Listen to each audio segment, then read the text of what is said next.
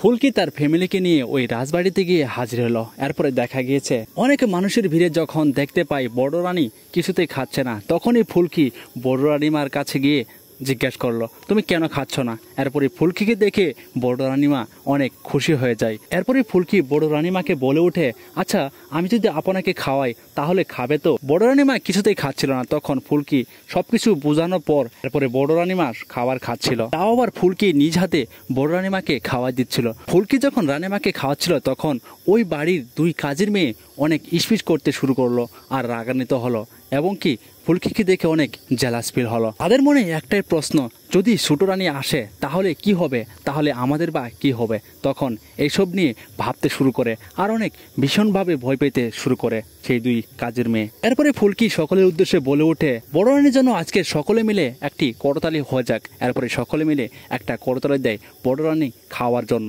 বড় রানী ফুলকির এইসব দেখে ফুলকিকে অনেক পছন্দ করতে শুরু করলো আর নিজের মেয়ের মতন ভাবতে শুরু করলো। কিভাবে ফুলকিকে তার বাড়িতে রাখা যায় সেই চিন্তা ভাবনায় সে ব্যস্ত থাকলো। হ্যাঁ বন্ধুরা, এই ছিল আজকের আপডেট। তো পরবর্তী আপডেট সবার আগে জানতে হলে আমাদের চ্যানেলটি এখনই সাবস্ক্রাইব করে একটা লাইক করে পাশেই থাকুন।